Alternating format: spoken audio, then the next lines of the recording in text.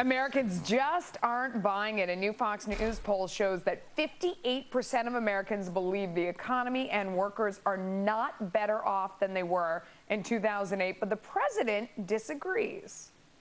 By every economic measure, we are better off now than we were when I took office. Let's bring in today's panel. Veronica Dagher is here from the Wall Street Journal.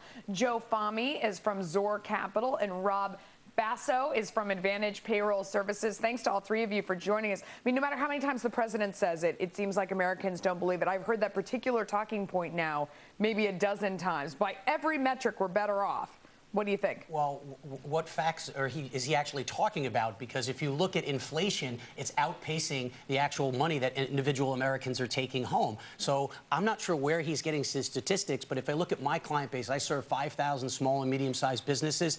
Their wage increase over the past year has not increased enough to outpace inflation. Yeah, no, medium income has fallen. That's right, yeah. So people haven't seen the wage growth. Also, there's tons of people out there who are working part-time jobs when they'd rather be working full-time. Right. Or they're underemployed in general. They're working jobs 7.3 million people are working part-time, and they wish they were working full-time. They wish they were working full-time. And so you have to look at that and factor that into the calculus, and I don't know if he's doing that. Yeah. What do you think? Yeah, I think two things are almost always true, that the world keeps getting better, but the people always think it's getting worse. So in a lot of You polls, think the world is getting better? You think here in America things have gotten better, even as median income has fallen? Better from 2008, you mean? For everyone who's invested in the stock market, yeah. As far as the president's comments from the economy, of course, there's so many different measures, retail sales, jobs, all those have improved. But to their point, the wage growth is the key part, where participation rate and wage growth. Well, I guess you shouldn't say by every metric the economy is better if there are metrics out there by which the economy is not better. I mean, that just it's a disingenuous statement. We're at a 30-year low for the participation rate. Yeah. Between ages 25 and 54, only 80% are participating in the workforce right now. That's 30 years. No, that's amazing. Tech nerds everywhere are crashing the party. The demand for the new iPhones is so huge that it crashed Apple's website. And it looks like the iPhone 6 Plus is already sold out. So I'm not surprised, you know, when Olive Garden's website goes crashing down because too many people want that endless pasta pass. But did you not hear about this? No. $100, 7 weeks to get an endless pasta. VDAG, I thought you would be first in line. How could you miss I know, this? it's true. Me and pasta. So that crashed Olive Garden's website. I mean, to me, that makes sense. But if you're looking at Apple, shouldn't they be able to handle the iPhone sales? They're going to go bananas. Company, right? Yes. Yeah, you know, I think this is part of the appeal, the marketing appeal and the PR appeal of Apple. They're always having these shortages and surprising.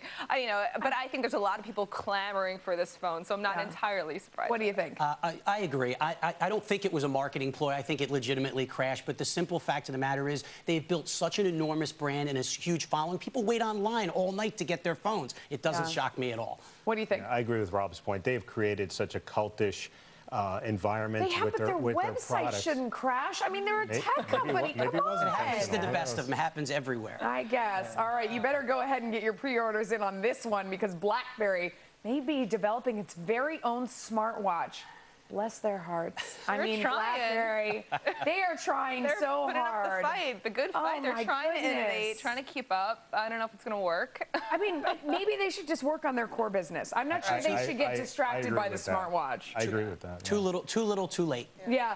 They say that they're looking at wearable platforms, including smartwatches and smart glasses. Can you hardly wait to get your Blackberry smart glasses? I mean, I can't wait. Look, here's an example of their mock-up for the Blackberry watch. What do you think? Are you ready to get online for that one? It's right there. I love it. It looks very modern. Very modern. Yahoo's battle with Big Brother. The U.S. government threatened the tech company with $250,000 fines per day over user data back in 2007. So they said day after day, you know, I have a tough time figuring out where to come down on this one, because on one hand, they're really pressuring this company to turn over your information and your information, your information. On the other hand, I mean, we are fighting terror. You look at what's happened with ISIS and folks that are being recruited from here in the U.S. and are going that way. What do you think? I think it's a fundamental question over, is security more important than our freedom? And I don't think it's going to go away. I think they're going to be fighting. But here's one thing. I believe Yahoo is doing the right thing. I think they're sticking to their core values, trying to protect their consumer from prying government eyes. I mean, personally, I think the government has probably gone a little too far. What do you I mean, think? it's a delicate situation because it's the NSA, and you don't want to mess with the NSA when they're asking you for data. I mean, I'm not going to come on here and trash the NSA, you know, unless someone else wants to start my car for me tomorrow. But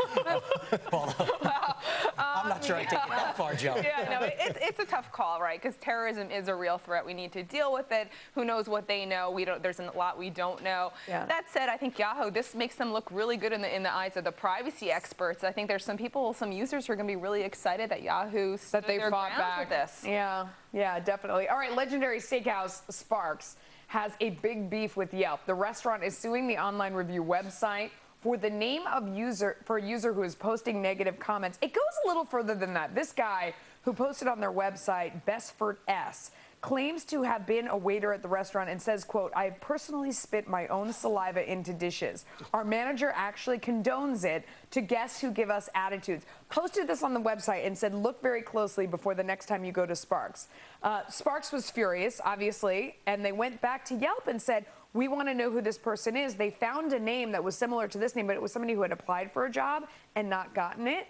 So they had decent evidence that this isn't really, I don't know. What do you think? I mean, should they be forced to hand over the name of the person? I think there should be some protections in place for the business owners that are part of these, you know, online organizations. That anonymity also gives people power, and sometimes power gets abused. This is not surprising to me. It happens with every online site. I think you're really stupid if you believe what you read on Yelp. I think that's the bottom line. Agreed. Yelp is just a bunch of baloney. To add it, they were also in trouble for supposedly telling their advertisers or their restaurants that if they advertise on their site. Oh, yeah, no, definitely. Yeah, that they help them with these kind of negative reviews. That's been the biggest issue for them, has been that their folks have come on our show and said, we had reviews that we felt were false, that were the people across the street trying to drive us out of business, saying that we have rats in our food because they want, you know, or whatever it is, you know, because they want to win the business. And, you know, you tell me to fix the problem, I need to pay you money. I mean, that's the biggest hit on Yelp. Yeah, and I think people also, to your point, I think people take these Yelp reviews with a grain of salt, or at least they should. Do they?